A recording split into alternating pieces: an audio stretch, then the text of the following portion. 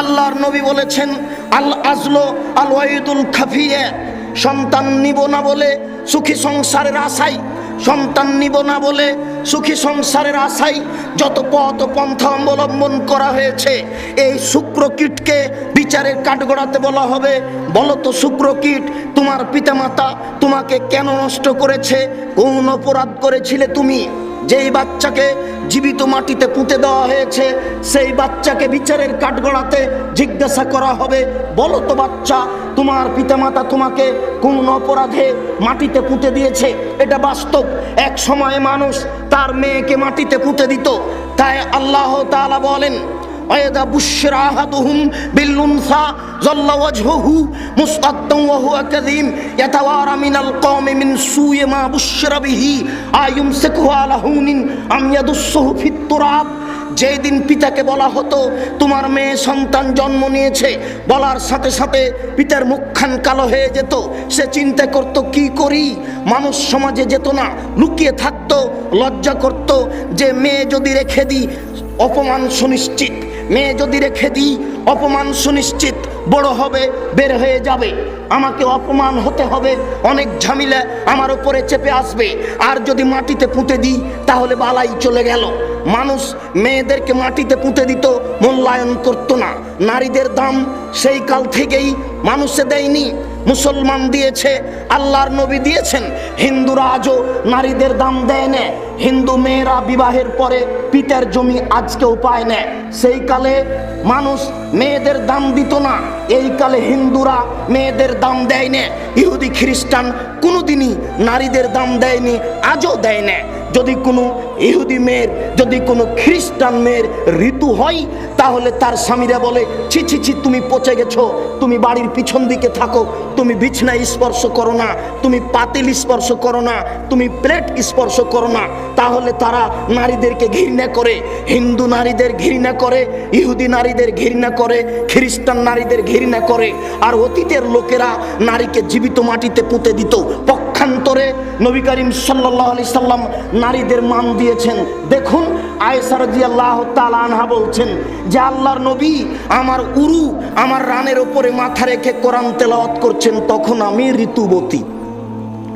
এই বাক্য আপনাকে আমি কি দিয়ে বুঝাই? ইহুদি খ্রিস্টান বলছে ঋতু হলে ও নাপাক হয়ে গেছে, ওকে বাড়ির বাইরে রেখে আসতে হবে, ও পচে গেছে, ও নষ্ট হয়ে গেছে। আর আয়েশা রাদিয়াল্লাহু তাআলা বলছেন যে আল্লাহর নবী আমার উরু রানের উপরে মাথা রেখে কোরআন তেলাওয়াত করেন, তখন আমি ঋতুবতী। আয়েশা রাদিয়াল্লাহু তাআলা বলেন যে আমি গিলাসে পানি পান করে কিছু পানি রেখেছি, নবীর হাতে দিয়েছি, তিনি গিলাসটা নিয়ে ফাওয়াজা ফাহু ফিমোজে ফিয়ে, যেখানে আমি মুখ লাগিয়ে পানি পান করেছি সেখানে তিনি মুখ লাগিয়ে পানি পান করেন, তখন আমি ঋতুবতী। আয়েশা রাদিয়াল্লাহু তাআলা আনহা বলেন এখন গোশতের টুকরা মুখে নিয়ে ছিঁড়ে খেয়ে নবীর হাতে দিয়েছি, আল্লাহর নবী গোশতের টুকরার ওখানে মুখ লাগিয়েছেন যেখানে আমি মুখ লাগিয়ে গোশত ছিঁড়ে খেয়েছি, তখন আমি ঋতুবতী। দেখেন তো আল্লাহর নবী নারীদের কত দাম দিয়েছে। এই বোকা শ্রেণীর 3 নাম্বার মহিলারা বলছে যে সম অধিকার দিতে হবে, ইসলাম আমাদের মূল্যায়ন করে। বলছিলাম, হে উপস্থিত বৈঠকের দ্বীনি মুসলিম ভাই বোন, ওয়াইদাল মাউউদাতু সুইলাত বিআইয়ি যামবিন কুতিলাত, প্রত্যেক যেই ছেলে মেয়েকে জীবিত পুঁতে দেওয়া হয়েছে, এইভাবে সুখী সংসারের আশায় নষ্ট করে দেওয়া হয়েছে, এই বিষয়ে তাকে জিজ্ঞাসা করা হবে, বলো তো কোন অপরাধে তোমার পিতামাতা তোমাকে হত্যা করেছে? বড় বিপদ ঘনিয়ে আসছে। মহান আল্লাহ বলেন ইযাস সামাউন ফাতারাত, যেদিন আকাশ ফেটে চৌচির হয়ে যাবে, ওয়াইদাল কাওয়াকিবুন তাসারাত, যেই দিন তারকাগুলি ছিটকে বিক্ষিপ্ত হয়ে উল্টে পড়ে যাবে, ওয়াইদাল কুবুর বুসিরাত, যেই দিন কবরগুলিকে খুলে দেওয়া হবে, কবর থেকে সব মানুষ বের হয়ে যাবে, সেই দিন মানুষের পরিস্থিতি কি হতে পারে? আমি আপনাকে কিয়ামতের বাস্তব রূপ দেখাতে আসলেই অক্ষম, তবু আমি যতটুকু পারি আমি কিছু সামান্য পেশ করে আপনাকে আমি কিয়ামতের বাস্তব রূপ দেখানোর চেষ্টা করছি। মহান আল্লাহ বলেন ইয়াউমা তারাউনাহা তাজহালু কুল্লু মুরজিয়াতিন আম্মা আরজাত, সেই দিন তুমি দেখবে নারীদেরকে যারা তাদের বাচ্চাকে দুধ পান করাচ্ছিল, দুধ পান করানো বাচ্চা থেকে ভুলে যাবে, কখন তার দুধের বাচ্চা কোল থেকে পড়ে যাবে সে বুঝতে পারবে না। কিয়ামতের কাঠগড়া কত কঠিন, কি দিয়ে বুঝাই? মহান আল্লাহ বলেন, যেসব মহিলার পেটে বাচ্চা আছে, তাজাও কুল্লু জাত হামলিন হামলাহা, যেসব মহিলার পেটে বাচ্চা আছে কখন তার বাচ্চা প্রসব হয়ে যাবে সে নিজেই বুঝতে পারবে না। নারীদের জীবনে বড় জটিল কঠিন একটা কাজ হচ্ছে সন্তান প্রসব করানো। সন্তান প্রসব করা একটা কঠিন কাজ, বড় কষ্টের কাজ। এরপরেও কিয়ামতের জটিলতার কারণে সে বুঝতে পারবে না কখন তার বাচ্চা প্রসব হয়ে যাবে। সত্যিকারই কিয়ামত বড় জটিল। কিয়ামতের বাস্তবতা আপনাকে দেখানোর জন্য আমি সর্বপ্রথম দেখাই ইব্রাহিম এবং তার পিতা বাপ বেটার সামনাসামনি আলোচনা। আমার দিকে লক্ষ্য করুন, যে যেখানে আছেন চলাচল গতি বন্ধ করে খেয়াল করুন। আবু হুরায়রা রাদিয়াল্লাহু তাআলা আনহু বলেন, লাকিয়া ইব্রাহিম আবাহু আজার, বিচারের কাঠগড়াতে ইব্রাহিম আলাইহিস সালাম তার পিতার সাথে সাক্ষাৎ করবেন। বাপ বেটা মুখামুখি হয়ে যাবেন। ওয়ালা ওয়াজহি আজার কাতারাতুন গাবারাতুন, ওই সময়তে আজরের মুখখান থাকবে মলিন, দেখে মনে হবে যেন ধুলা লেগে আছে, মুখখান মলিন হয়ে আছে। বিচারের কাঠগড়াতে ইব্রাহিম আলাইহিস সালাম বলবেন, আলিয়া আলাম আকুল্লাহ আল্লাহ তাসিনি, আব্বা আপনাকে আমি বলেছিলাম আপনি আমার নাফরমানি করিয়েন না। আব্বা আপনাকে আমি বলেছিলাম আপনি আমার নাফরমানি করিয়েন না। আব্বা আপনাকে বলেছিলাম আপনি আমার নাফরমানি করিয়েন না। আপনি আমাকে মানেননি। 5 বার ইব্রাহিম আলাইহিস সালাম বলেছিলেন, আব্বা আপনি আমাকে মানেন, আব্বা আপনি আমার কথা মানেন। 5 বার বলার পরে আজর বলেছিল, এই শোন, লাইলাম তানতাহে লানার জুমান্নাকা, তুই যদি এইভাবে আমাকে বলা থেকে বিরত না থাকিস তাহলে তোকে পাথর দিয়ে পিটাবো।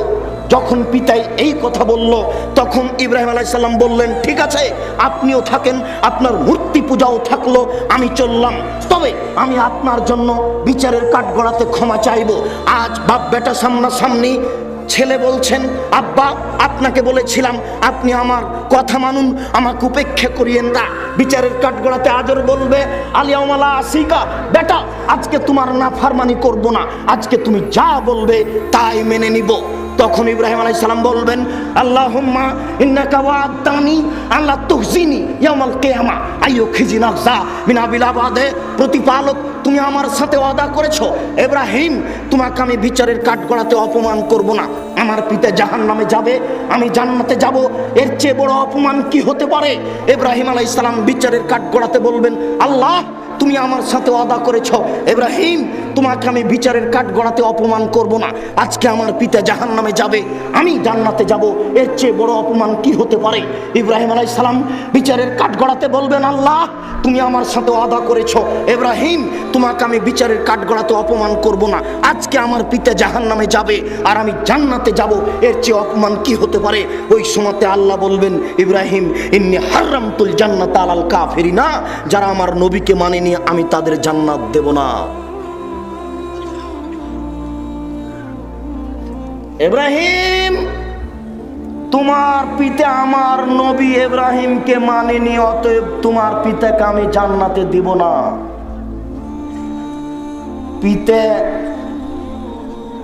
পিতা মানুষের কাছে কত সম্মানী, ইব্রাহিম আলাইহিস সালাম আল্লাহর কাছে কত সম্মানী। এরপরেও ইব্রাহিম আলাইহিস সালাম বিচারের কাঠগড়াতে টিকতে পারছেন না। আপনার পীর সাহেবের অবস্থা কি হবে আপনি ভেবে দেখুন। ইব্রাহিম আলাইহিস সালাম যদি বিচারের কাঠগড়াতে টিকতে না পারেন, কেউ টিকতে পারবে না। সুপারিশ করে বেদিন পিতামাতাকে জান্নাতে নিয়ে যাওয়া যাবে না। রাসূলের পদ্ধতি ছাড়া ইবাদত করে আল্লাহকে সন্তুষ্ট করা যাবে না। আবু হুরায়রা রাদিয়াল্লাহু তাআলা আনহু বলেন, আল্লাহর নবী বললেন, ইহসারুন নাসু ইয়াউমাল কিয়ামা আলা আরজিন বাইজা, বিচারের কাঠগড়াতে সমতল সাদা জমিনের উপরে নারী পুরুষকে একত্রিত করা হবে। লাইসা লিআহাদিন আলাম, কোনো মানুষের কোনো পরিচিতি থাকবে না, হোক না কেন নবী, হোক না কেন কোনো মানুষ, পৃথিবীর কোনো মানুষের বিশেষ কোনো পরিচিতি থাকবে না। আল্লাহর নবী বলেন, ইহসারুন নাসু ইয়াউমাল কিয়ামা হুফাতান ওরাতান গোরলান, বিচারের কাঠগড়াতে নারী পুরুষকে একত্রিত করা হবে উলঙ্গ করে, কারো পরনে কাপড় থাকবে না, কারো খাতনা দেওয়া থাকবে না, মুসলমানি দেওয়া থাকবে না, কারো পায়ে জুতা থাকবে না, খালি পায়ে খাতনাবিহীন নগ্ন করে বিচারের কাঠগড়াতে একত্রিত করা হবে। আয়েশা রাদিয়াল্লাহু তাআলা আনহা বলে বসলেন, আল্লাহর নবী, আর রিজালু নিসাউ জামিয়া এনজুর বাজুম ইলা বাজিন, কথা কেমন হলো? নারী পুরুষ একত্রিত হয়ে নগ্ন হয়ে বিচারের কাঠগড়াতে উঠবে, এক অপরের দিকে তাকিয়ে দেখবে, কেমন মনে হয়? আল্লাহর নবী বলছেন, আয়েশা, আলামরা আসাদ্দু মিন যালিক আয়ানজুরা বাজুম ইলা বাজিন, সমস্যার চেয়ে অনেক জটিল, সমস্যার চেয়ে অনেক কঠিন যে কেউ কারো দিকে তাকিয়ে দেখবে। তাহলে আল্লাহর নবী আয়েশা রাদিয়াল্লাহু তাআলা আনহাকে কিয়ামতের বাস্তব বুঝাতে অস্পষ্ট হচ্ছে কিয়ামত কত জটিল। আয়েশা, তোমাকে আমি কি দিয়ে বুঝাই?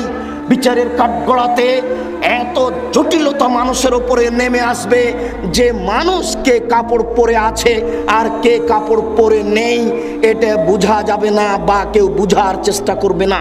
আল্লাহর নবী বলছেন, ফা আউয়ালুর রাজুলিন ইউকসা ইব্রাহিম, বিচারের কাঠগড়াতে সর্বপ্রথম যাকে কাপড় পরানো হবে তিনি হবেন ইব্রাহিম আলাইহিস সালাম। তাহলে বোঝা যাচ্ছে আমাদের নবী কাপড় পরবেন তারপরে, এবং বোঝা যাচ্ছে যে নবী কোনো বিচারের কাঠগড়াতে নগ্ন হয়ে উঠবেন, নবীর পরনেও কাপড় থাকবে না। অবশ্য বিচারের কাঠগড়ার কথা আল্লাহর নবী একটা বলেছেন যে কারো ছেলে মেয়ে যদি বাল্য অবস্থায় মারা যায়, এই জন্য তো আপনাদের আমি বলি ছেলে মেয়ে একটু বেশি করে নেন। একটা ছেলে একটা মেয়ে নেওয়াতে ইহকালেও লস আছে, পরকালেও লস আছে।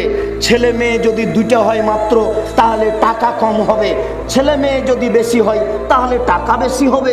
5টা ছেলে চাকরি পাবে, অনেক টাকা ইনকাম করবে। নইলে রাস্তায় যদি কাজ করে 5টা ছেলে কাজ করবে, অনেক টাকা ইনকাম হবে। ছেলে মেয়ে বেশি হলে টাকা বেশি হবে, প্রযুক্তি বেশি হবে, দুনিয়া উপার্জনের কলাকৌশল বেশি হবে। তাহলে ছেলে মেয়ে বেশি হলে টাকা বেশি হলো, বিচারের কাঠগড়াতে কি লাভ আছে? আল্লাহর নবী বলছেন যেসব ছেলে মেয়ে যুবক হওয়ার আগে মারা গেছে ওরা বিচারের কাঠগড়াতে পিতার মায়ের কাপড় ধরে নিয়ে বলবে, আল্লাহ তুমি আমার পিতা মাতাকে আগে জান্নাতে দাও তারপরে আমি, আল্লাহ তুমি আমার পিতা মাতাকে আগে জান্নাতে দাও তারপরে আমি। এই যে বোঝা যাচ্ছে যে পিতা মাতার পরনে কাপড় থাকবে, তাহলে মানুষকেও এক পর্যায়ে কাপড় পরানো হবে। এখানে যেটা আপনাকে আমি বললাম সেটা হচ্ছে এই ছেলে মেয়ে যদি আপনার দুইটা হয় মাত্র, তাহলে কয়টা মরে আর কয়টা থাকে? আপনাকে যদি জিজ্ঞাসা করি আপনারা কয় ভাই বোন, তাহলে বলবেন 10-12 ভাই বোন, 2-4টা মারা গেছে, 5-6 জন আছি, এ কথা বলবেন। আর যদি বলি আপনার ছেলে মেয়ে কয়টা, তাহলে বলবেন 1 ছেলে 1 মেয়ে। এরপরেও আপনার স্ত্রী ফকিরকে ভিক্ষা দিতে পারে না। আমি যদি মেহমান যাই তাহলে আপনার স্ত্রী নাক সিটকানি দেয়, কি করে রান্না করি, এগুলো ঝামেলা।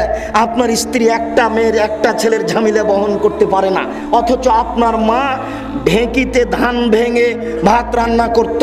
আপনারা ছিলেন 10-12 ভাই বোন, এরপরে আপনার পিতা রাস্তা থেকে 2 জন মিসকিন ফকির ধরে নিয়ে এসেছে, আর বাড়িতে আছে 7 জন কিষান কামলা। কই আপনার মায়ের কাছে এটা ভারী হয়নি তো? এরপরে আপনার মা আজও ভালোভাবে চলতে পারে, আর আপনার স্ত্রীর একটা আর একটা ছেলের একটা মেয়ে নেওয়ার পরে শুধু খালি মাজায় ব্যথা, পেটে ব্যথা, এই সেই, তার ব্যথার কোনো নাই শেষ। ভুল পদ্ধতিতে চললে যা হয়। বলছিলাম মেকদাদ ইবনে মাদি কারাব রাদিয়াল্লাহু তাআলা আনহু বলেন, তুদনা শামসু ইয়াউমাল কিয়ামা আলা কাদরে মাইলিন, বিচারের কাঠগড়াতে সূর্যকে মানুষের মাথার উপরে করা হবে। 1 মাইল উপরে সূর্য থাকবে, অর্ধ হাত উপরে সূর্য থাকবে। এ মর্মে কোনো বর্ণনা বোঝা যায় না, তবে 1 মাইল উপরে সূর্য থাকবে এ কথা বোঝা যায়। আল্লাহর নবী বলছেন, একুনুন নাস ইয়াউমাল কিয়ামা ফিল আরাকে আলা কাদরি আমালিহিম, মানুষ বিচারের কাঠগড়াতে তার ঘামের মধ্যে থাকবে পাপ অনুযায়ী। মানুষ বিচারের কাঠগড়াতে ঘামের মধ্যে থাকবে পাপ অনুযায়ী। অমিনহুম মা ইয়াকুনু ইলা কাবাইহি, কারো ঘাম হবে পায়ের টাকনু পর্যন্ত। অমিনহুম মা ইয়াকুনু ইলা রুকবাতাইহি, কারো ঘাম হবে হাঁটু পর্যন্ত। অমিনহুম মা ইয়াকুনু ইলা হাকওয়াইহি, কারো ঘাম হবে এই আপনার কোমর পর্যন্ত। অমিনহুম মা ইয়াকুনু ইলা তারকুকাতিহি, আর কারো ঘাম হবে এই কান পর্যন্ত, নাক পর্যন্ত। তাহলে মানুষের শরীর থেকে ঘাম বের হয়ে, হাদিস তো বুখারী মুসলিমের, শরীর থেকে ঘাম বের হয়ে কান পর্যন্ত ঘাম হয়ে যাবে। আপনাকে আমি কি দিয়ে বুঝাই বিচারের কাঠগড়া কত জটিল। কিভাবে বললে আপনাকে আমি বুঝাতে পারবো, কি ভাষায় বললে আপনাকে আমি আগ্রহী করতে পারবো, আমি এটা বুঝতে পারছি না। তবু আমি আপনাকে বলার চেষ্টা করছি, যদি আপনি কিছু আগে আসেন, যদি আপনার অন্তরে ভয় আসে, তাহলেই হয়তোবা আপনি কিয়ামতকে ভয় করে আল্লাহকে ডাকতে পারবেন। আবু হুরায়রা রাদিয়াল্লাহু তাআলা আনহু বলেন, আল্লাহর নবী বলেছেন, ইহশারুন নাসু ইয়াউমাল কিয়ামা আলা সালাসি তারাইক, বিচারের কাঠগড়াতে নারী পুরুষকে তিনটি পদ্ধতিতে একত্রিত করা হবে। রাগেবিনা রাহেবিনা, এক শ্রেণীর মানুষ হবে যারা জাহান্নাম থেকে ভয় করে, যারা জান্নাত পাওয়ার আশা করে। যারা জাহান্নাম থেকে ভয় করে, জান্নাত পাওয়ার আশা করে। জান্নাত বড় জিনিস, আপনাকে আমি কি দিয়ে বুঝাই? এক মিনিট আমার দিকে লক্ষ্য করুন তো, আপনাকে আমি একটু জান্নাতের আকৃষ্ট করতে পারি কিনা, এখন থেকে আপনি জান্নাত পাওয়ার পরিকল্পনা করতে পারেন কিনা দেখুন তো আমার দিকে খেয়াল করে। আল্লাহর নবী বলছেন, আল্লাহর নবী বলছেন, জান্নাতের মেঝে হবে সোনা চাঁদি দ্বারা তৈরি, জান্নাতের দেওয়াল হবে হীরামণি মুক্তা দ্বারা তৈরি, জান্নাতের ছাদ হবে হীরামণি মুক্তা মাণিক্য দ্বারা তৈরি। ছাদেও রেশমি কাপড় দেওয়া থাকবে, দেওয়ালে রেশমি কাপড় দেওয়া থাকবে। আপনি যেখানে বসে থাকবেন এটা হবে উন্নত মানের গালিচা সোফা সেট, আপনিও সোফায় বসে থাকবেন। আপনার সামনে 72 থেকে 73 জন স্ত্রী বসে থাকবে। আল্লাহ তাআলা তাদের সুন্দরতার ব্যাপারে বলেন, তারা এত সুন্দরী, তারা এত সুন্দরী, তারা এত সুন্দরী, তাদের দেখে মনে হবে ঝিনুকের মধ্যে লুকানো মুক্তা। কি দিয়ে আপনাকে আমি বুঝাই? আল্লাহ কত সুন্দরীর কথা বললেন। আল্লাহ বলছেন তাদেরকে দেখে মনে হবে যে ঝিনুকের মধ্যে লুকানো মুক্তা। আল্লাহ তাআলা বলেন ডিমের খোসা এবং কুসুমের মধ্যে যেই সাদা পদার্থ আছে, এই পদার্থ যেমন নরম, জান্নাতের মেয়েরা তেমন নরম। জান্নাতের মেয়েরা এত নরম, জান্নাতের মেয়েরা এত নরম, জান্নাতের মেয়েরা এত নরম যে ডিমের খোসা এবং কুসুমের মধ্যে যে সাদা পদার্থ আছে এটা যেমন নরম। মহান আল্লাহ বলেন ওয়াকাওয়াইবা আত্রাবা, জান্নাতের মেয়েদের বয়স মোটামুটি 16-18 বছর মেয়েদের বয়স, যেমন এদের দেখতে যেমন লাগে আমি আপনাকে কি দিয়ে বুঝাই? এদের তুলনা তাদের সাথে না তাদের তুলনা এদের সাথে, একটা আপনাকে বলার জন্য বোঝানোর জন্য বলা হয়েছে। এই অবস্থায় আপনার এই সোফা সেটের চতুর্দিকে বালিশ সারিবদ্ধ করা থাকবে, খাদ্য পানি চতুর্দিকে সারিবদ্ধ থাকবে, খাদ্যের বাটিগুলি সারিবদ্ধ থাকবে। 72 থেকে 73 জন স্ত্রী আপনার সামনে বসে থাকবে। ইতিমধ্যে একজন স্ত্রী এসে বলবে আসসালামু আলাইকুম, আপনি বলবেন ওয়ালাইকুম আসসালাম। এরপরে আপনি বলবেন মানান্তি, তুমি কে? তখনও বলবে আনা আল মাজিদা, আমি হচ্ছি বেশি অবশিষ্ট, আমি বেশি অতিরিক্ত তোমার কাছে এসেছি। আপনি তার মুখের দিকে তাকিয়ে দেখবেন, আল্লাহর নবী বলছেন তার মুখের দিকে তাকালে আপনি আপনার চেহারা মুখমণ্ডলকে তার গালে টক টক করে ঝকঝক করে দেখতে পাবেন। আপনাকে আমি কি দিয়ে বুঝাই জান্নাতের মেয়েরা কত সুন্দরী? এইভাবে থাকতে থাকতেই এক পর্যায়ে সবাই বলে বসবে নাহানুল খালেদাতো ফালানা বেদো অনানু নাইমাতো ফালানা বাসো অনানুন রাজিয়াতো ফালানাস খাতো তুবালে মান কানালানা অকুন্না লাহু। পায়ের সনসন ঘুंघरे जम जम पंचे पंचे फेंकेंगी, पहन के साड़ी लाल कुमारी उसको भेस्तों को सजावेंगी, जैसे कबूतर लोटन लोटे वैसे लोटन लोटावेंगी। पायर सन सन घुंघरे जम जम पंचे पंचे फेंकेंगी, पहन के साड़ी लाल कुमारी उसको भेस्तों को सजावेंगी, जैसे कबूतर लोटन लोटे वैसे लोटन लोटावेंगी। স্বামী গো, আমরা চিরস্থায়ী রয়েছি, কখনো আমরা ধ্বংস হব না। স্বামী গো, আমরা সর্বদা আপনাকে সন্তুষ্ট করে রাখবো, কখনো অসন্তুষ্ট করব না। আমরা হচ্ছে আপনার জন্য আর আপনি হচ্ছেন আমাদের জন্য। কি আপনাকে আমি কি দিয়ে বুঝাই জান্নাত কত ভোগ বিলাসের জায়গা? দেখেন তো একটু পাওয়ার ইচ্ছা হয় কিনা, মনের ইচ্ছা হয়? জান্নাত পর মনের ইচ্ছা হয়? তাহলে এই যে রাস্তাঘাটে 3 নাম্বার নগ্ন নোংরা মেয়েরা ঘুরে বেড়াচ্ছে, ওই যে টিভিতে পতিতালয়ের মেয়েদেরকে দেখা যাচ্ছে, ওদেরকে দেখে চোখ জুড়ালে এদের ভোগ করার সুযোগ হবে না। খুব সাবধান, এদের ভোগ করতে হলে আজ থেকে মিথ্যা কথা ত্যাগ করতে হবে, 5 ওয়াক্ত সালাত আদায় করতে হবে, পরিবার কন্ট্রোল করতে হবে, মানুষের সাথে সদাচরণ করতে হবে। বৈঠকের 2-1 মহিলা হয়তো বা ভাবছে যে আব্দুর রাজ্জাক সাহেব সব তো ভালো পুরুষদের দিলেন, আমাদের কি? 72 জন স্ত্রী, 73 জন তো সব পুরুষের হলো, আমাদের কি? তো বলেন আপনারা কি চান? যা চান তাই আছে, যা চান তাই আছে। আল্লাহ তাআলা নারী পুরুষের জন্য জান্নাত করেছেন এমন জায়গা যেখানে মানুষের কোনো অসুবিধা নেই, শুধু সুবিধা আর সুবিধাই। অতএব আপনার মনে যেটা চাচ্ছে সেটাই পাবেন, মনে যেটা চাচ্ছে সেটাই পাবেন, যত চাই মনে। নিরাশা হবেন না, নিরাশার কিছু নেই। আল্লাহর নবী বলেন, এক শ্রেণীর মানুষ বিচারের কাঠগড়াতে থাকবে, ইসনানে আলা বাইরিন ওয়া সালাসা আলা বাইরিন ওয়া আরবা আলা বাইরিন ওয়া আশারা আলা বাইরিন। এক উটের উপরে থাকবে 2 জন, এক উটের উপরে থাকবে 3 জন, এক উটের উপরে থাকবে 10 জন, কোন উটের উপরে থাকবে 4 জন, এইভাবে হবে। এর পরের বিষয়টি খুব জটিল, দেখুন। এরপরে আল্লাহর নবী বলছেন, বাকিগুলিকে জাহান্নাম ঘেরে নিবে। বুঝুন তো আবারও, এক শ্রেণীর মানুষ জান্নাতের আগ্রহী আর জাহান্নামের অনাগ্রহী। এরা ভালো মানুষ, এরা গেল, এরা সবচেয়ে উত্তম। এরপরে যারা মধ্যম, তারা কেউ 2 জন থাকবে এক উটে, 3 জন থাকবে এক উটে, 4 জন থাকবে এক উটে, 10 জন থাকবে এক উটে। তাহলে বোঝা যাচ্ছে বিচারের কাঠগড়াতে উট থাকবে। এরপরে আল্লাহর নবী বলছেন, বাকিগুলিকে আগুন ঘেরে নিবে। তাকিল আয়নামা কালু, যেখানে তারা দুপুরের সময় কাটাবে, আগুন তাদের চতুর্দিকে সময় কাটাবে। বাতু তাবিতু হাইসুমা বাতু, যেখানে তারা রাত অতিবাহিত করবে, আগুন তাদের চতুর্দিক ঘেরে সময় কাটাবে। যেখানে সকাল করবে, আগুন তাদের চতুর্দিক ঘেরে থাকবে। যেখানে বিকেল করবে, আগুন তাদের চতুর্দিক ঘেরে থাকবে। তাহলে বোঝা যাচ্ছে বিচারের কাঠগড়াতে যারা অপরাধী, তাদেরকে আগুন ঘেরে থাকবে। শুনুন, বিচারের মাঠ বড় জটিল, বিচারের মাঠ বড় কঠিন। বিচারের মাঠে মানুষ অন্ধকার অবস্থায়, খুব অন্ধকার অবস্থায় থাকবে, মনে হবে যেন একেবারে অন্ধকার রাত। আবার মানুষ দৌড়িয়ে আদম আলাইহিস সালামের কাছে যাবে।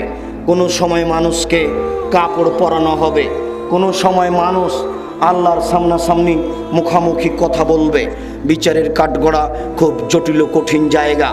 আমি পরবর্তী বক্তাদের সুযোগ দেওয়ার উদ্দেশ্যে বক্তব্য সংক্ষিপ্ত করে নিয়ে এসে আমি আমার বক্তব্যের পুনরাবৃত্তিতে আপনাদের বলছি, হে উপস্থিত বৈঠকের দিনী মুসলিম ভাই ও বোন, শুনুন, আল্লাহকে সন্তুষ্ট করার উদ্দেশ্যে সময় কাটান, জান্নাত পাওয়া যাবে। কিয়ামতকে ভয় করেন, কবরকে ভয় করেন, একাই কেঁদে আল্লাহকে সন্তুষ্ট করার চেষ্টা করুন। শুনুন, জনাব আবুল কালাম আজাদ সাহেবের বক্তব্যে বুঝতে পারলেন, মহতারাম আমির জামাতের নেতৃত্বে আমাদেরকে এই আহলে হাদিস আন্দোলন সংগঠন খুব জোরালোভাবে চালিয়ে যেতে হবে। আমরা আর পিছপা হতে রাজি নই। অতএব সাহসিকতার সাথে যে কোনো অন্যায়কে উপেক্ষা করে আমরা ন্যায়ের সংগ্রাম চালিয়ে যাব ইনশাআল্লাহ। আল্লাহ তুমি আমাদের তৌফিক দান করো, আমরা যেন আহলে হাদিস আন্দোলনের ছায়াতলে থেকে জীবিকা নির্বাহ করতে পারি এবং এই জীবনটা কাটিয়ে পরকালে গিয়ে জান্নাত লাভ করতে পারি, এই তৌফিক দান করো। দেশবাসী, এলাকাবাসী, উপস্থিত নারী পুরুষ, আমার ওই পূর্বের কথাটি আবারও স্মরণ করুন। আমাদের সাথে যোগাযোগ রাখার একটি বড় মাধ্যম হচ্ছে আত-তাহরিক পত্রিকা। আপনি পত্রিকা সংগ্রহ করুন, আপনার বন্ধুকে আত-তাহরিক পত্রিকা সংগ্রহ করতে বলুন। আপনারা মোহতারাম আমিরে জামাতের সলাতুর রাসুল সংগ্রহ করে পড়ুন। আর আমার এই খাকসারের এই সাধারণ না জানা মানুষের যে লেখা বইগুলি আছে সেইগুলি মূল্যায়ন করুন। আপনাকে বলে গেছি যে আব্দুল্লাহ বিন ফজল সাহেব 8 ঘন্টা বক্তব্য দিতেন, বেঁচে নেই, চলে গেছেন। টুটা ফাটা যা লিখেছিলেন সেটাই আজও আছে। আমরাও ভাঙাচোরা বিদ্যেই যা লিখে যাচ্ছি তা হয়তো বা আপনাদের কাছে থাকবে। আপনাকে সবচেয়ে বেশি মূল্যায়ন করার জন্য বলছি আদর্শ পরিবার। আপনি আপনার স্ত্রীকে আদর্শ পরিবার বইটি একবার নয় 10 বার পড়ানোর চেষ্টা করুন। আর নিজেকে সংশোধন করার জন্য কে বড় ক্ষতিগ্রস্ত, কে বড় লাভবান, আর দোয়া মুখস্থ করার জন্য আর আইনে রাসূল দোয়া অধ্যায় বইটি সংগ্রহ করুন। সকল দিনই ভাই বোনকে আমাদের সাথে থাকার অনুরোধ রেখে, পরামর্শ দেওয়ার অনুরোধ রেখে, আত-তাহরিক পত্রিকা পড়ার অনুরোধ রেখে, আমাদের অন্যান্য বইগুলি সংগ্রহ করে পড়ার অনুরোধ রেখে আমার সংক্ষিপ্ত আলোচনা এখানে শেষ করছি। প্রতিপালক, তুমি বড় দয়াবান, তুমি বড় রহমান, তুমি বড় ক্ষমাবান। আমাদের যারা মারা গেছে তুমি তাদের কবরের শাস্তি মাফ করো। সম্মানিত উপস্থিতি, প্রশংসা আল্লাহর জন্য, শান্তি অবতীর্ণ হোক আল্লাহর রাসূলের উপর সাল্লাল্লাহু আলাইহি ওয়াসাল্লাম।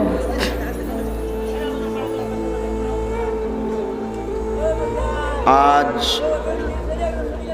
এই দিনই বৈঠকে এখন আমার বক্তব্যের বিষয় আখিরাত, কিয়ামত। কিয়ামত সম্পর্কে এক গুরুত্বপূর্ণ তথ্যবহুল সংক্ষিপ্ত বিবরণের চেষ্টা করব ইনশাআল্লাহ। হে উপস্থিত দিনই বৈঠকের দিনই মুসলিম ভাই, আমরা বিগত রাত্রে বক্তব্যে অবগত হচ্ছিলাম মানুষের মরার পরে বড় 3টি জটিল ও কঠিন জায়গা রয়েছে। তার প্রথম জটিল জায়গা হচ্ছে কবর।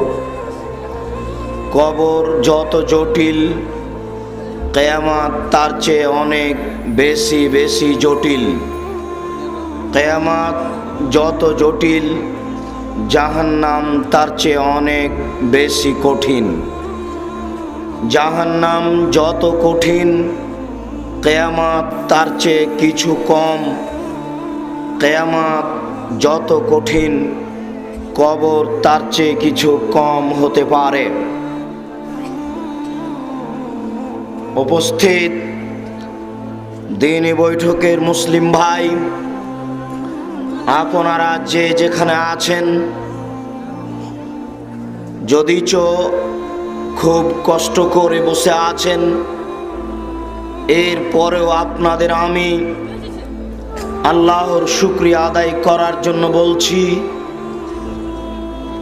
আমাদের গত আগের রাতের যে অবস্থা হয়েছিল তাতে আমরা ভেবেছিলাম হয়তোবা আমরা এই প্রোগ্রাম করতে পারবো না। আল্লাহর অশেষ দয়া, আল্লাহর অশেষ রহমত, আমরা তার দয়া ভোগ করত সুন্দরভাবে এই দিনই বৈঠক করে যাচ্ছি। এর জন্য আপনাদের করণীয় কি আমি আপনাদের বলি, সবাই একটু বলুন আলহামদুলিল্লাহ। আপনাদের মুখ থেকে আল্লাহ তাআলা বেশি আলহামদুলিল্লাহ পেতে চাচ্ছেন। শুনুন, আল্লাহর নবী বলেন, মানুষের নিকটে রয়েছে 3টি সঞ্চিত সম্পদ। শুনুন, মানুষের নিকটে রয়েছে 3টি সঞ্চিত সম্পদ। এইদিকে যারা সামনে আছেন তাদের একটু জাগান, আমরাও কষ্ট স্বীকার করেছি। বলেন কি? যে যেখানে আছেন সবকে জাগিয়ে তুলুন, কেউ শুয়ে থাকতে পাবে না। রাস্তাঘাটে যারা আছে তাদেরকে অনুরোধ করুন চলাচল বন্ধ করতে হবে।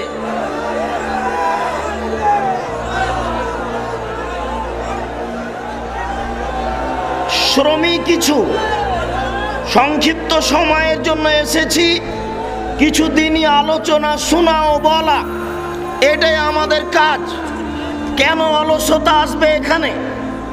আমরা যদি এইভাবে কষ্ট স্বীকার করে সময় দিতে পারি, তাহলে আপনি এখানে এসে বসে থাকতে এত কষ্ট বোধ করেন কেন?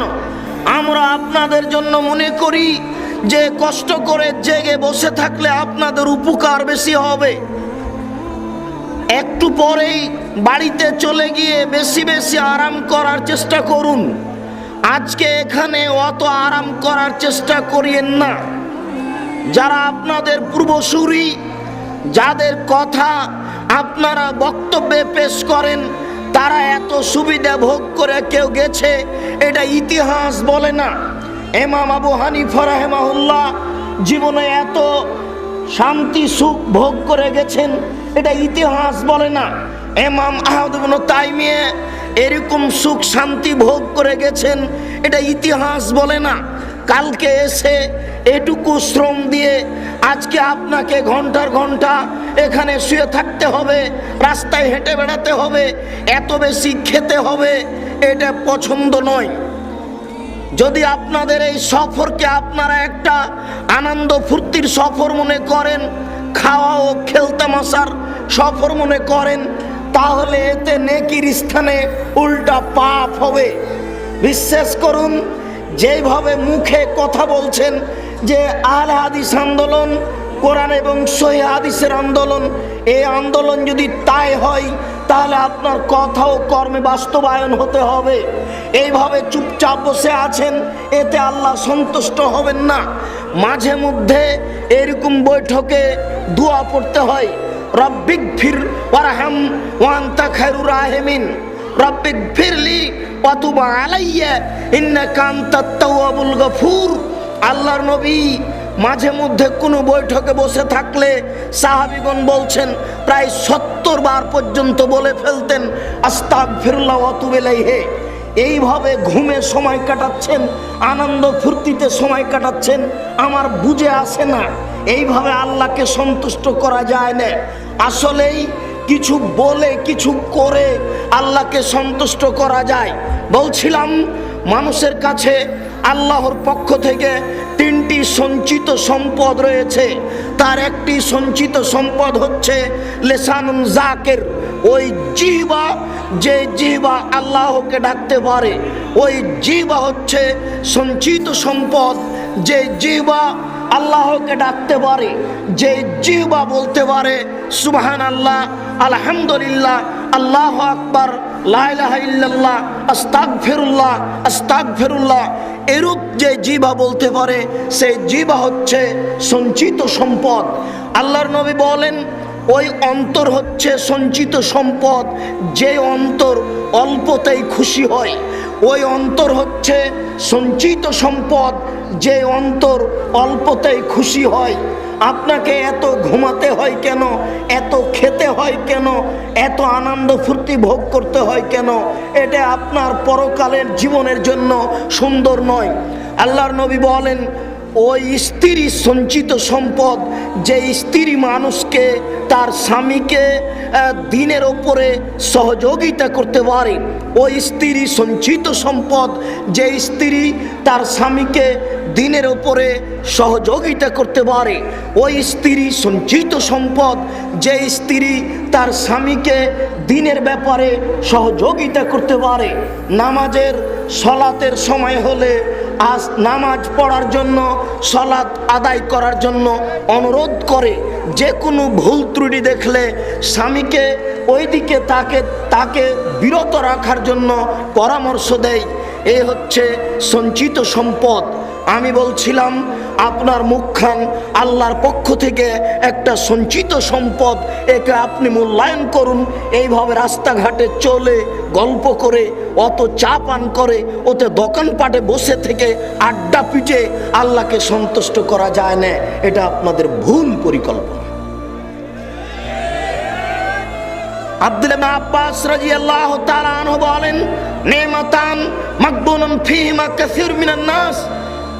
আল্লাহর পক্ষ থেকে মানুষের উপরে 2টি অনুগ্রহ আছে, এই অনুগ্রহকে মানুষ মূল্যায়ন করে না। আল্লাহর পক্ষ থেকে মানুষের উপরে দুটি অনুগ্রহ আছে, এই অনুগ্রহকে মানুষ মূল্যায়ন করে না। তার একটি অনুগ্রহ হচ্ছে শরীরের সুস্থতা থাকা। শরীরের সুস্থতা অর্থ কি এই যে রাস্তায় এভাবে ঘুরে বেড়াতে হবে? আমরা কোরআন হাদিসের কথা বলবো আর আপনি রাস্তা রাস্তা হেঁটে বেড়াবেন, আপনার শরীরের সুস্থতার অর্থ কি এটা? নবী করিম সাল্লাল্লাহু আলাইহি সাল্লাম বলেন অবসর। আপনি একটু অবসর পেয়েছেন, বাড়ি থেকে 2 দিনের সফরের জন্য এখানে এসেছেন, এটা আপনার জীবনে একটা অবসর। আল্লাহ তাআলা বলছেন ফাইদা ফারাগতা ফানসাব ওয়া ইলা রাব্বিকা ফারগাব। মুহাম্মদ সাল্লাল্লাহু আলাইহি সাল্লাম, যখনই আপনি অবসর পাবেন তখনই আপনি ইবাদত বান্দিগিতে লেগে পড়ুন। আপনি এসেছেন এখানে ইবাদতের জন্য, আর সারা দিন বাজার বাজার ঘুরে বেড়াচ্ছেন, রাস্তা রাস্তা ঘুরে বেড়াচ্ছেন। ধর্মকে পাগল পেয়েছেন নাকি? মহান আল্লাহ বলেন ফাইদা ফারাগতা ফানসাব, যখন আপনি অবসর পাবেন তখনই আপনি আল্লাহর ইবাদতে ব্যস্ত হন। সুবহানাল্লাহ বলুন, আলহামদুলিল্লাহ বলুন, আল্লাহু আকবার বলুন, লা ইলাহা ইল্লাল্লাহ বলুন। আর আপনারা এই 2 দিনের অবসর নিয়ে এসে কেউ আছেন ঘুমিয়ে, কেউ আছেন রাস্তায়, কেউ আছেন হোটেলে। এটা আমার বুঝে আসে না। এগুলো নয়, এইভাবে আল্লাহকে সন্তুষ্ট করা যাবে না, এটা ভুল পরিকল্পনা। আমি অনুরোধ করছি, যেখানে মাইকের আওয়াজ যাচ্ছে, যারা আপনারা চলন্ত অবস্থায় আছেন, কোনো জায়গায় গল্পের অবস্থায় আছেন, আপনারা এই চলাচল গতি, আপনাদের এই মৌখিক গল্প, এগুলো বন্ধ করুন। অত খাওয়ায় ব্যস্ত হয়েন না, ওইসব খাওয়া এত বন্ধ করুন। অল্পতেই সন্তুষ্ট হন, ইহকালও ভালো হবে, পরকালও ভালো হবে। নবী করিম সাল্লাল্লাহু আলাইহি সাল্লাম বলেছেন সবচেয়ে অপছন্দ জিনিস ওটাই যেটা মানুষ পেটে রাখে।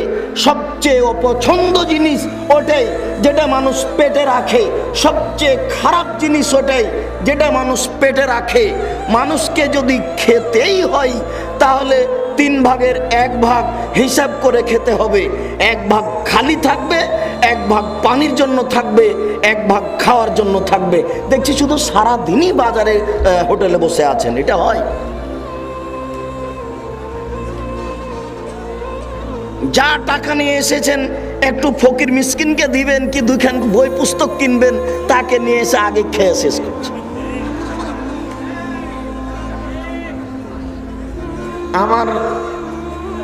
আমি এইভাবে পছন্দ করি না। আর আমার সাথে বিশেষ করে আপনাদের আগে থেকেই সম্পর্ক আছে।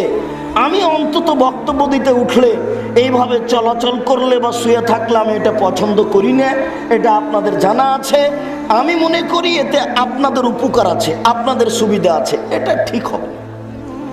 দেখেন, শ্বাস বন্ধ হলে পাপ ঠেকানো যাবে না। হাত থেকে ঢেল ছুটে গেলে যেমন ঢেল ধরা যায় না, শ্বাস বন্ধ হয়ে গেলে তেমন পাপকে ঠেকানো যাবে না। অতএব শ্বাস বন্ধ হওয়ার পূর্বেই পাপ ঠেকানোর চেষ্টা করুন। আদম আলাইহিস সালাম সামান্য ভুল করেছিলেন। আল্লাহ বললেন ওই যে গাছে ফল খাবে না। জান্নাতে হারাম ফল আছে এ কথা নয়, গাছের ফল হারাম এটাও নয়। আসলে আল্লাহ দেখছেন আদম আমাকে মানেন কিনা, তাই আল্লাহ বললেন গাছের ফল খেও না। চট করে ইবলিস এসে বলছে আমি খুব ভালো মানুষ, আমি আপনার সহযোগী, আপনি আমার উপদেশ শুনুন, আপনি ফল খান, আপনার জন্য ভালো হবে। ইবলিসের এই অত্যাচারে স্বামী স্ত্রী পরামর্শ করতে করতে এক পর্যায়ে ফল খেয়ে ফেলেছে। যখন ফল খেয়ে ফেলেছেন আল্লাহ বললেন এই যে ভুল হয়ে গেল। এই যে ভুল বুঝতে পেরে, এই যে আদম আলাইহিস সালাম ভুল বুঝতে পেরে বলতে লাগলেন রব্বানা যালামনা আনফুসানা ওয়া ইল্লাম তাগফির লানা ওয়া তারহামনা লানাকুনান্না মিনাল খাসিরিন। প্রতিপালক, আমরা 2জন স্বামী স্ত্রী ভুল করেছি, অন্যায় করেছি, অপরাধ করেছি, তুমি দয়া করো, তুমি ক্ষমা করো। তুমি যদি দয়া না করো, তুমি যদি ক্ষমা না করো, তাহলে আমরা ক্ষতিগ্রস্তের অন্তর্ভুক্ত হব। আদম আলাইহিস সালাম মরা পর্যন্ত এই দোয়া বলতে থাকলেন, মরা পর্যন্ত। একজন নবী এইভাবে মরা পর্যন্ত এ দোয়া বলার পরেও কিয়ামতের কাঠগড়াতে নিশ্চিত নন যে আমার ক্ষমা হলো কিনা। আমি আপনাকে দেখে অবাক হয়ে যাচ্ছি যে আপনি এই দিনই বৈঠকে এসে এত আড্ডা পিটার সুযোগ হয় কি করে? আশ্চর্য, এ কি কথা? এত ভোগ বিলাসী কেন? শুনুন, বিচারের কাঠগড়াতে সব মুমিন যখন আটকা পড়বে, পাপী তো আছেই, সব মুমিন যখন আটকা পড়বে, সবাই পরামর্শ করবে, আমরা সবাই করব, পরামর্শ করে বলবো কি করা যায়। চলো যায় আদম আলাইহিস সালামের কাছে। সবাই গিয়ে বলবেন যে আপনি আদম, আল্লাহ আপনাকে নিজ হাতে সৃষ্টি করেছেন, আল্লাহ আপনাকে জান্নাতে রেখেছেন, আল্লাহ আপনাকে ফেরেশতা দিয়ে সিজদা করিয়েছেন। আপনি কি আমাদের একটা আজকে কথা শুনবেন? একটু কি আমাদের উপকার করবেন? যদি একটু আল্লাহকে বলতেন তাহলে আমাদের একটু সুবিধা হতো, আল্লাহ আমাদের এখানে একটু শান্তি দিতেন। তখন আদম আলাইহিস সালাম বলবেন ইন্নী লাস্তু হুনাকুম, না আমি এটা করতে পারছি না, আমার প্রতিপালক আজকে আমার উপরে রাগ করেছেন। এত রাগ পূর্বেও কোনোদিন করেননি, পরেও কোনোদিন করবেন না। আমি বুঝতে পারছি না যে আমি ওই ফল খাওয়ার কারণে মরা পর্যন্ত ক্ষমা চেয়েছি, ক্ষমা হয়েছে কিনা। আজকে যদি ওটা ধরে বসেন, বলে বসেন, তাহলে আমার যে কি হবে তা আমি নিজেই বুঝি না। কাজে আমি তোমাদের জন্য কোনো কাজ করতে পারবো না। দেখেন সবার পিতা কত সম্মানী মানুষ, এরপরেও নিশ্চিত নন। আমার বুঝে আসে না আপনি এত আনন্দ ফুর্তি করার সুযোগ পেলেন কি করে? আহলে হাদিস আন্দোলনের সদস্য অথবা সমর্থক অথবা ভালোবাসেন বলে এখানে এসেছেন, আপনার এটা হয় কি করে? শুনুন, মহান আল্লাহ বলেন ওয়ানাহশুরুহুম ইয়াউমাল কিয়ামাহ আলা ওয়াজুহিহিম, বিচারের কাঠগড়াতে আমি অপরাধীদের উল্টা করে একত্রিত করব। পা থাকবে উপরের দিকে, মাথা থাকবে নিচের দিকে।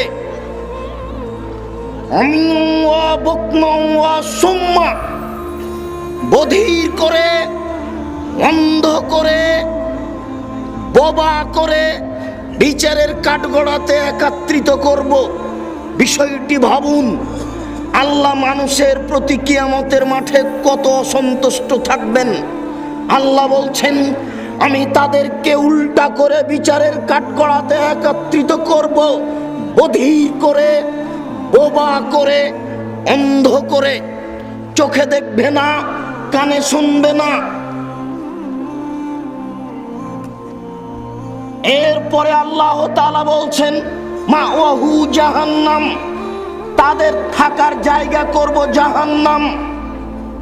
কুল্লামা খাবাত জিদনাহুম সাইরা, তাদের উপরে জাহান্নামের আগুন যদি নিস্তেজ হয়ে যায়, তাহলে যতবার নিস্তেজ হবে ততবার আমি জাহান্নামের আগুনকে সতেজ করে তুলব। বোঝা যাচ্ছে জাহান্নামের আগুন সময়ে সময়ে নিচে চলে যাবে, কমে যাবে। যদিচ আল্লাহ তাআলা বলেছেন জাহান্নামের খড়ি হবে মানুষ ও পাথর। জাহান্নামে কয়লা থাকবে না, কাঠ থাকবে না, মানুষই হবে জাহান্নামের খড়ি, মানুষই হবে জাহান্নামের কাঠ। কয়লা অন্য কিছু নয়, পাথরও হবে। আমরা অবশ্য বলতে পারি যে মানুষ না হয় অপরাধী জাহান্নামে যাবে, কিন্তু পাথর কি অপরাধ করলো যে জাহান্নামে যাবে? পাথর অপরাধের কারণ হচ্ছে সেই কাল থেকে নিয়ে কিয়ামত পর্যন্ত যত মাটি ও পাথর দিয়ে ছবি মূর্তি তৈরি করা হয়েছে হবে, সমস্ত ছবি মূর্তিকে জাহান্নামে দিয়ে যারা মূর্তি তৈরি করেছে তাদেরকে আল্লাহ অপমান করে বলবেন, এই দেখ তোকেও জাহান্নামে দিলাম, তুই যাকে সম্মান করছিলি তাকেও দিলাম ঠেকা দেখে। ঠাকুর অনুকূল চন্দ্রের মূর্তি আছে পাবনা মেন্টাল হাসপাতালের পিছনে। যারা নবীকে মানেনি তারা জাহান্নামে যাবে। যারা ঠাকুর অনুকূল চন্দ্রের মূর্তিকে সম্মান করে তাদেরকে আল্লাহ বলবেন, এই যে সোনার রূপা দিয়ে মূর্তি তৈরি করেছিলে তাকে জাহান্নামে দিয়ে দিলাম ঠেকাও দেখি। বিচারের কাঠগড়াতে 17টা দেশের সদস্যে 22 বছরের নেত্রী ইন্দিরা গান্ধী পিছনে হাত বাঁধা থাকবে। পিছনে হাত বেঁধে ইন্দিরা গান্ধীকে জাহান্নামে নিয়ে যাওয়া হবে। দেখা যাবে কোন মায়ের বেটাটাকে ঠেকাতে পারে বিচারের কাঠগড়ায়। উল্টা মুখে নিয়ে যাওয়া হবে, পা থাকবে উপরের দিকে। আনাস রাদিয়াল্লাহু তাআলা আনহু বলেন, আল্লাহর নবী কাইফা ইয়ামসি আলা ওয়াজুহিহিম, মানুষ মুখের মাধ্যমে কিভাবে চলবে। আল্লাহর নবী বললেন, শোনো, আল্লাযী কাদিরুন আইমশি আলা আরজালিহিম ওয়াহুম কাদিরুন আইমশি আলা ওয়াজুহিহিম, যে আল্লাহ আজকে মানুষকে পায়ের মাধ্যমে চালাতে সক্ষম, বিচারের কাঠগড়াতে সেই আল্লাহ তাকে মুখের মাধ্যমে চালাতে সক্ষম।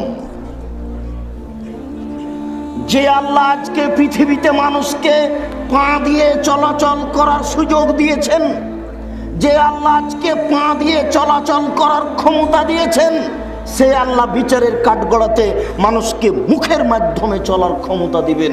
আল্লাহর নবী একথাও বলছেন, বিচারের কাঠগড়াতে মুখের মাধ্যমে চলার সময়তে যদি কোনো জায়গা উঁচু নিচু হয়, কাঁটাখড়ি আছে, এটা যদি হয় তাহলে মুখ দিয়ে সেখান থেকে বাঁচার চেষ্টা করে লাফ দিয়ে পার হয়ে বা যে কোনো ভিত্তিতে বেঁচে বেঁচে চলার চেষ্টা করবে, মুখ দিয়ে চলবে।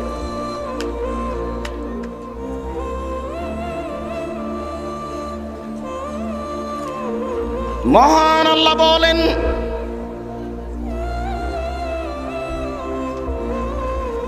আল কারিয়া, মহা দুর্ঘটনা। মাল কারিয়া, মহা দুর্ঘটনা কি? আমাদরা কামাল কারিয়া, হে মোহাম্মদ সাল্লাল্লাহু আলাইহি সাল্লাম, আপনি কি বলতে পারেন মহা দুর্ঘটনা কি? ইয়াউমা ইয়াকুনুন নাসু কাল ফারাশিল মাবসুস, মহা দুর্ঘটনা বলতে এমন একদিন যেদিন মানুষ হয়ে যাবে কীট পতঙ্গের নেই। কীট পতঙ্গ যেমন আগুনের উপরে এসে লাফ দিয়ে পড়ে বিবেকহীন অবস্থায়, মানুষের অবস্থা হবে তাই। অতাকুনুল জিবালু কালেহনিল মানফুস, সেই দিন পাহাড়গুলি হবে ধ্বনিত তুলার নেই। তুলা ধোনা ব্যক্তি যখন তুলার উপরে মারে, ছিটকে তুলাগুলি দূরে চলে যায়। পৃথিবীর 1,00,000 কোটি মন ওজনের পাহাড়গুলি হবে এইরূপ ধ্বনিত তুলার নেই, ছিটকে আকাশে চলে যাবে। ফাম্মা মান খাফফাত ফাম্মা মান সাকুলাত মাওয়াজিনুহু, বিচারের কাঠগড়াতে যার নেকির পাল্লা ভারী হয়ে যাবে, ফাহুয়া ফি শাতির রাজিয়া, তার জীবিকা নির্বাহ হবে অতীব সুখ স্বাচ্ছন্দ্যময়। ওয়াম্মা মান খাফফাত মাওয়াজিনুহু, যার নেকির পাল্লা হালকা হয়ে যাবে, পাপের পাল্লা ভারী হয়ে যাবে, ফাউম্মুহু হাবিয়া, তার থাকার জায়গা হবে অতীব গভীর গহ্বর হাবিয়া। ওমা আদরাকা মা হিয়া, হে মোহাম্মদ সাল্লাল্লাহু আলাইহি সাল্লাম, আপনি কি জানেন অতীব গভীর গহ্বর হাবিয়া কি? নারুন হামিয়া, তা হচ্ছে জ্বলন্ত উত্তপ্ত আগুন। মহান আল্লাহ বলেন, ইযা যুলজিলাতিল আরযু জিলজালাহা, শামসু কুব্বিরাত, যেদিন সূর্যকে আলোহীন করে দেওয়া হবে। ওয়াইদান নুজুমুন কাদারাত, যেই দিন তারকাগুলিকে ছিন্ন ভিন্ন করে টুকরা টুকরা করে খান খান করে আলোহীন করে দেওয়া হবে। ওয়াইজাল জিবাল সুইরাত, যেই দিন পৃথিবীর সাগরের পাহাড় সমূহকে আকাশে চলমান করে দেওয়া হবে। ওয়াইদাল ইশার উত্তিলাত, যেই দিন 10 মাসের পেট পূর্ণ উটনিগুলিকে ছেড়ে দেওয়া হবে। এই বাক্য আরবদের লক্ষ্য করে বলা হয়েছে। কিয়ামত যেদিন সংঘটিত হবে সেই দিন মানুষ তার প্রিয় বস্তুকে ছেড়ে দিবে। সৌদি আরবের লোকের প্রিয় বস্তু হচ্ছে ওই উটনি, যেই উটনির পেটে বাচ্চা আছে, এটাই তাদের সবচেয়ে দামি বস্তু। বাংলাদেশের জন্য হতে পারে তার ব্যবসা বাণিজ্য, হতে পারে তার ব্যাংকিং কিছু, যেটাকে সে জীবনে আর্থিক হিসেবে সবচেয়ে ভালোবাসে। মহান আল্লাহ বলেন ওয়াইদাল ইশার উত্তিলাত, যেই দিন মানুষ তার 10 মাসের পেট পূর্ণ উটনিগুলিকে ছেড়ে দিবে, প্রয়োজন মনে করবে না। যেই দিন বিচারের কাঠগড়াতে সব প্রাণীকে একত্রিত করা হবে। যেই দিন আত্মা সমূহকে দেহের সাথে জড়িয়ে দেওয়া হবে, সমস্ত আত্মাকে দেহের সাথে জড়িয়ে দেওয়া হবে। সেই দিন অবস্থা কি হতে পারে? ওয়াইজাল মাউউদাতু সুইলাত বিআইয়িদামবিম কুতিলাত ওয়াইজাল বিহারু ফুজ্জিরাত, যেই দিন সমুদ্রে আগুন লেগে যাবে। সমুদ্রে আটলান্টিক মহাসাগরে, ভারত মহাসাগরে, আরব মহাসাগরে আগুন লেগে যাবে। নিচে থেকে আগুন বের হবে, আগুন লেগে সমস্ত সমুদ্রের পানি শেষ হয়ে যাবে। আশ্চর্য! এসব কোরআনের আয়াতের বাস্তব ব্যাখ্যা আপনাকে দেওয়া খুব কঠিন আছে। শুনুন, ওয়াইদাল মাউউদাতু সুইলাত, যেদিন জীবিত পুঁতে দেওয়া বাচ্চাকে জিজ্ঞাসা করা হবে, বলো তো বাচ্চা, তোমাকে কোন অপরাধে হত্যা করা হয়েছে?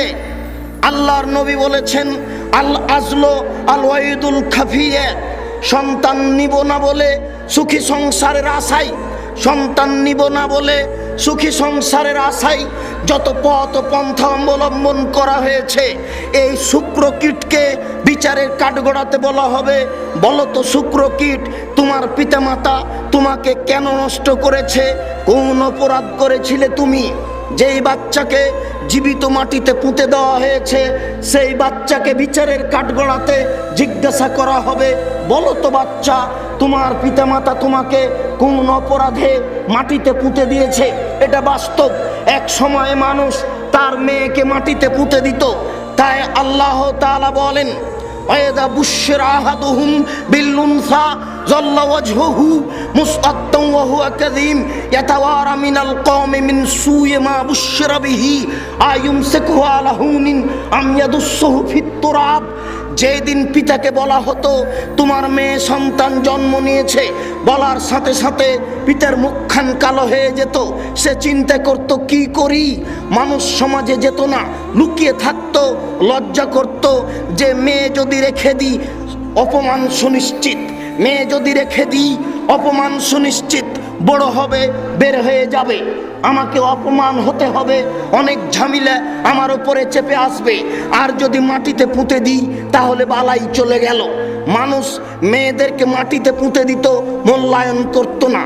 নারীদের দাম সেই কাল থেকেই মানুষে দেয়নি, মুসলমান দিয়েছে, আল্লাহর নবী দিয়েছেন। হিন্দুরা আজও নারীদের দাম দেয় না। হিন্দু মেয়েরা বিবাহের পরে পিতার জমি আজকেও পায় না। সেই কালে মানুষ মেয়েদের দাম দিত না, এই কালে হিন্দুরা মেয়েদের দাম দেয় না। ইহুদি খ্রিস্টান কোনোদিনই নারীদের দাম দেয়নি।